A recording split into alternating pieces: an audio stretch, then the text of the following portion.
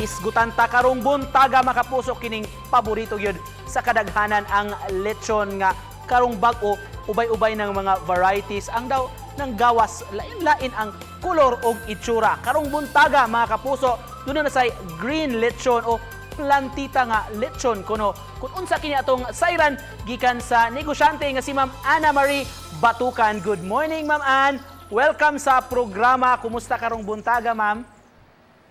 Hello, maayong buntag na atong tanan. Okay lang, medyo busy gamay, pero laban gyapon ta. Daghang salamat ma'am sa pagpa-interview bisan busy mo sa negosyo. Kumusta man so far ma'am ang atong patigayon diha sa Danao? Medyo so far okay man kayo kay kaluyan sa Ginoo, ubay-ubay jud atong order. Karon kay ang Mayo is daghang fiesta gyud. Ma'am Ann, giunsa ninyo pag-manage sa pagbaligya? Kumusta ang negosyo man sa miaging tuig, labi na ning peak gyud sa pandemya? Ning hunong ba mo paninda adto panahon na? No sir, medyo ang mga tao karon hipos na tungod sa pandemic. Yeah, kinahanglan na jud online, so ni-try jud kog suway og post, ni-try kog og mga request sa mga akong mga customer. Ako jud gitryan sir. To hisgutan ni imong green lechon or unsa ni nga ni Ma'am Plantita Lechon. Unsa may istorya ini Ma'am Ann? Ang istorya ana sir is akong customer jud sir is late na jud siya ni tawag na ako. Hapon na jud to dahil after kato iya kong tingnan nga pwede ba ko nimo himuan og special nga lechon. Karon na ako nga unsa man nga special? Unsa man ka special kanang mamangha ko. Kay uso na ra ba karon ang mga team sa atong birthday.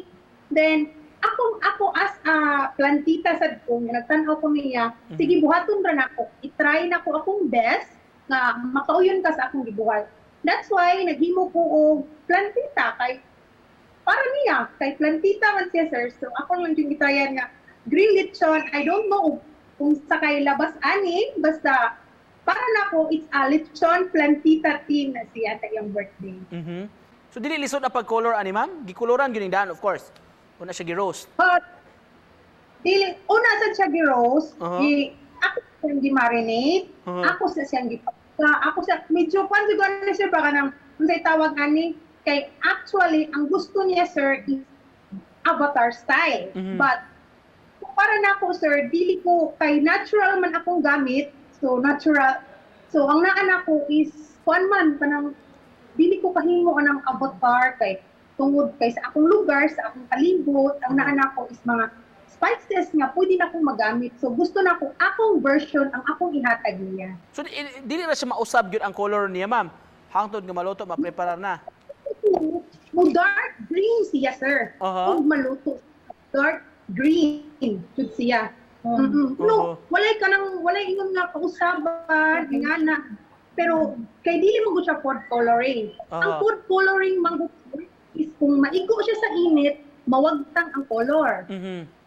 So, ang akong gibuhat is natural ra jud ang akong gibuhat sir. Walay kausaban nga nahitabo. Ang nang napuno lang niya is sobra kahumot siya. Sobra makakuan jud ka nga. Lahi ra jud ang plantita lechon. Pagkalami na natong gihisgutan runong buntaga ma'am. Just to close this, Ma'am Ann, unsa imong gusto nga ipaambit nga mensahe sa atong mga viewers ron? Dili ta mawagtangan ug paglaom. Laban lang gyud ta kun una na to. Daghan kayong tao sa kalibutan. Pag post, i-post na ng imong nahuna-hunaan. Basta dili lang labag sa batas o dili lang makadaot sa imong sikataw. Buhata kay tanapo kataw.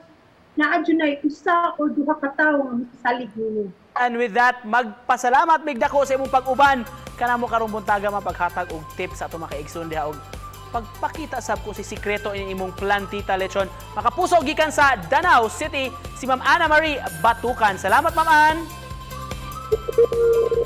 Thank you.